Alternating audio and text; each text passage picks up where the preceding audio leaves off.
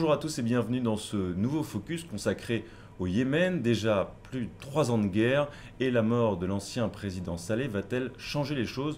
On en parle avec François Frison-Roche. Bonjour. Bonjour. Vous êtes chercheur au CNRS et ancien directeur du projet français d'aide à la transition du Yémen.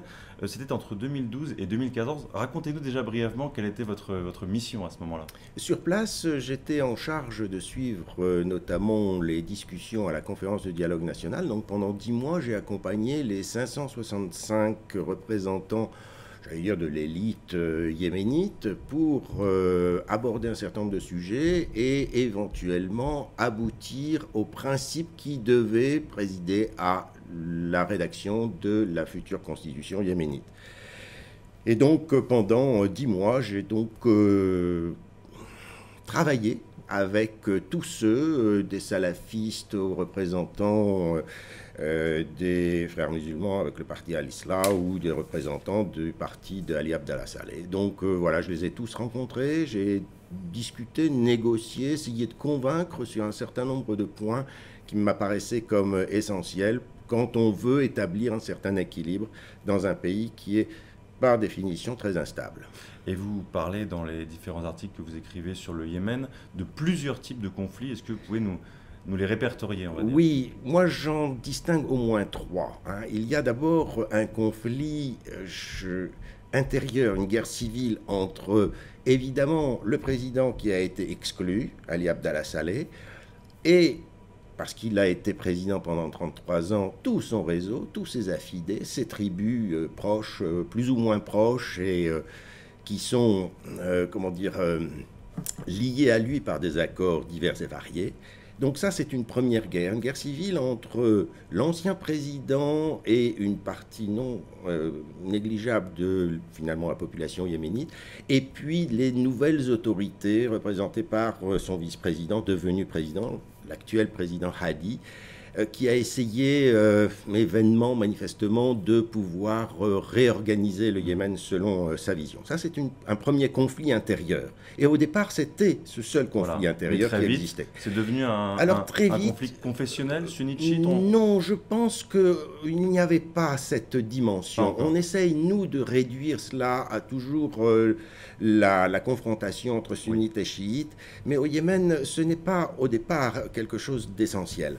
Parce que est arrivé le fait que, en excluant le président Ali Abdallah Saleh, qui avait obtenu une immunité, qui avait eu l'autorisation de revenir à Sanaa, et donc en l'excluant du jeu politique, et en faisant en sorte, par l'influence notamment du représentant de l'ONU à l'époque, d'imposer une fédéralisation du Yémen, qui allait encore marginaliser le groupe des Houthis. Il y a eu finalement, de la part de deux exclus, l'ancien président Saleh et ses affidés, et les Houthis, la volonté finalement de joindre leurs forces pour essayer de se replacer sur la scène politique yéménite. Ils y sont arrivés, ils ont commencé par descendre sur Sanaa, ils ont pris Sanaa, et puis ensuite ils sont descendus vers le sud. Alors là ensuite, évidemment, cela a déclenché la riposte saoudienne, parce que l'Arabie saoudite... Et c'est là que le conflit est devenu régional. Et voilà, c'est là où le conflit régional s'est installé, car l'Arabie saoudite du roi Salman, car auparavant, au départ, on était encore sous l'Arabie saoudite du roi Abdallah. Il y a une différence. On y reviendra si vous voulez, mais je crois qu'il est essentiel de voir que l'Arabie saoudite... La donne a changé depuis que Mohamed Ben Salman est devenu prince héritier. Bien sûr. Précisons les choses. D'une manière beaucoup plus agressive. Voilà. Et donc, en voyant les Houthis et Saleh descendre en quelque sorte pour prendre le contrôle du Yémen, l'Arabie saoudite a estimé que le Yémen pouvait basculer dans le camp chiite, puisque les Houthis appartiennent à une tendance, j'allais dire, du chiisme qui s'appelle le zaïdisme, mais pour eux, ils font semblant de ne pas faire la différence, parce que les Houthis, ce sont des zaïdites et ce sont des Arabes, alors que les chiites iraniens, ce sont des Perses. Donc il y a des différences fondamentales, notamment sur le plan religieux. Et donc, l'Arabie saoudite a estimé que le Yémen pouvait basculer et que ce n'était pas supportable pour, j'allais dire, l'hégémonie que l'Arabie saoudite et les monarchies du Golfe veulent instaurer dans cette région. Et donc maintenant, la question qu'on se pose avec la mort du président Saleh, de l'ancien président Saleh. La donne a-t-elle changé? Est-ce que les rebelles vont se décourager? Alors, juste pour dire qu'il y a encore une troisième guerre. C'est vrai. Parce qu'elle est aussi importante et elle est mieux perçue, mieux connue en France. C'est la guerre contre Al-Qaïda, donc AQPA, Al-Qaïda dans la péninsule arabique, et Daesh. Alors, c'est une troisième guerre en quelque sorte, avec là encore des implications tout à fait étonnantes, parce que Al-Qaïda, eh bien, ce sont des sunnites. Donc les sunnites vont se battre aussi contre les haïtites qui sont dits chiites. Donc d'une manière indirecte, Al-Qaïda fait le job de tous ceux qui sont contre les Houthis et Ali Abdallah Saleh. Donc je ne rentre pas plus dans les détails, mais simplement pour dire qu'il y a ce troisième conflit intérieur, même si on a un peu tendance, je crois, à surévaluer ce rôle, parce que Al-Qaïda a été manipulé par toutes les forces, y compris Ali Abdallah Saleh, parce qu'il fallait obtenir le soutien des États-Unis, et donc il fallait prouver qu'on avait du Al-Qaïda sur place pour pouvoir lutter et pour obtenir un certain nombre de subventions.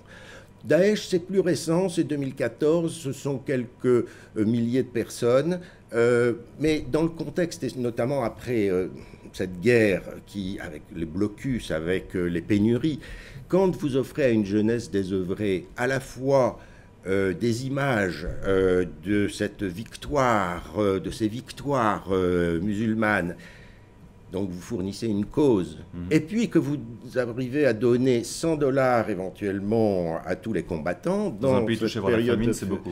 Eh bien, quand on est à la famine, $100, on est prêt à épouser n'importe quelle cause. La mort de l'ancien président Saleh, est-ce que la donne a changé pour vous? Oui, la donne a changé. Manifestement, c'est un tournant dans ce conflit, parce que Ali Abdallah Saleh, ancien dictateur, autocrate, enfin prédateur, c'était une fortune considérable, mais pas la seule, au Yémen, était le seul capable éventuellement dans le pays, je ne dirais pas de faire l'unanimité, mais il avait proposé à l'Arabie Saoudite de tourner la page, c'est-à-dire qu'il se sentait en mesure de retourner les tribus, de les coaliser derrière lui pour trouver un moyen de sortir de ce conflit. C'est ce revirement qui lui a causé sa mort. Et cette fois-ci, il a surestimé certainement sa force, surtout que les Houthis connaissent bien Ali Abdallah Saleh. De 2000, dans les années 2000-2010, il leur a fait 6 guerres. Ali Abdallah Saleh est quand même responsable, parce qu'on estime que les victimes, les tués au moment de ces 6 guerres contre les Houthis, ont occasionné 10 000 morts. Donc vous voyez, on est quasiment au même chiffre que cette guerre actuelle. Donc les Houthis, connaissant le personnage, quand ils ont vu qu'il, pour eux, trahissait, ils se sont dit que là, il n'y avait qu'un moyen de garder finalement le contrôle de la situation, c'était de l'éliminer. Ils y sont parvenus car manifestement Ali Abdallah Saleh a surestimé sa capacité de protection. Et donc les scénarios possibles maintenant, à l'avenir, combien y en a-t-il? Ça, j'allais dire, c'est très difficile à dire. Parce qu'on a, nous, occidentaux, cette difficulté à appréhender certaines réalités du terrain. Vous savez, appréhender l'esprit tribal, pour nous, c'est quasiment impossible. On peut discuter avec les gens, ils peuvent nous expliquer, mais bon, il y a cet élément-là. Il y a aussi le fait qu'on est dans une situation humanitaire catastrophique. Donc est-ce que l'Occident... On le dit, hein, la famine, le choléra qui touche grosso modo un peu plus d'1 million de personnes. Voilà, mais c'est surtout 7 millions de personnes qui risquent de mourir de faim dans les prochains mois. Le problème aussi, c'est qu'on va certainement avoir un début de catastrophe, parce que les infrastructures ne sont pas faites pour transporter cette nourriture et ces médicaments dans les zones les plus peuplées, qui sont justement le Yémen du Nord. Le Yémen du Nord, c'est 20 millions d'habitants. Le Yémen du Sud, ce n'est que 5 millions environ.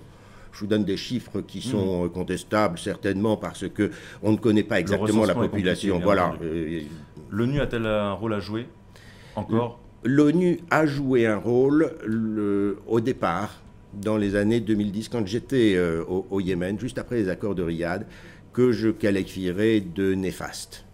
car le représentant à l'époque a eu une attitude et surtout il a eu une mauvaise interprétation de la situation locale et il a poussé à des solutions qui ont amené à ce conflit, à cette régionalisation du conflit. L'ONU a encore évidemment une carte à jouer. Mais vous savez, l'ONU, qu'est-ce que c'est? Ce n'est qu'une organisation représentative de la volonté de la communauté internationale d'intervenir plus ou moins dans tel ou tel dossier. Donald Trump à la tête des plus ou États-Unis. moins dans la mesure où, c'est vrai, la situation au Yémen n'est pas en haut de l'agenda des principales puissances, Voilà. que évidemment on se focalise sur Syrie, Irak, maintenant la question de Jérusalem, et que donc je crains fort que malheureusement les opinions publiques occidentales aient à voir dans leurs médias des photos atroces de gens qui sont en train de mourir de faim, d'enfants. Une organisation humanitaire a simplement indiqué que d'ici quelques mois, c'est 50 000 enfants, ce sont 50 000 enfants qui devraient mourir de malnutrition, de manque de médicaments et avec le choléra. Donc vous voyez que nous sommes dans une position, nous, occidentaux, on pouvait imaginer, vu la logique et la brutalité de la guerre qui était entamée il y a 3 ans, qu'on allait aboutir en fonction des fondamentaux du Yémen, cette population, cette misère. Le Yémen importait plus de 80% de sa nourriture, enfin quand j'étais au début des années 2010. Donc vous imaginez quand vous faites un blocus, au bout d'un certain temps, mais la majorité de la population se trouve concentrée au nord, donc dans la zone contrôlée plus ou moins par les Houthis. Donc on va certainement se retrouver dans une confrontation car soit les Houthis négocient, mais qu'ont-ils à négocier? Est-ce que l'Arabie saoudite est prête à accepter, parce qu'elle pourrait avoir besoin des Houthis pour protéger sa frontière contre les infiltrations caïdistes, mais est-elle prête à le reconnaître et à faire en sorte que, est-ce qu'avant elle ne va pas pouvoir écraser suffisamment les Houthis pour bien leur montrer que le patron, c'est l'Arabie saoudite. Donc voilà, on est dans l'expectative et l'actuel représentant de l'ONU, qui est quelqu'un que je connais bien et qui est quelqu'un de très compétent, Ismaël Oucher Ahmed, essaye d'entamer des négociations au Koweït. Je pense que l'assassinat de l'ancien président Saleh va certainement compliquer les choses, car le parti essentiel au Yémen reste le CPG, le parti de Saleh. Et donc ce parti vient d'être décapité. Donc comment peut-il participer à des négociations quand le chef n'est plus là? Merci beaucoup, François Vizon-Roche. On suivra avec attention dans les prochains mois la situation au Yémen. Et nous, on se retrouve très vite sur le Figaro Live.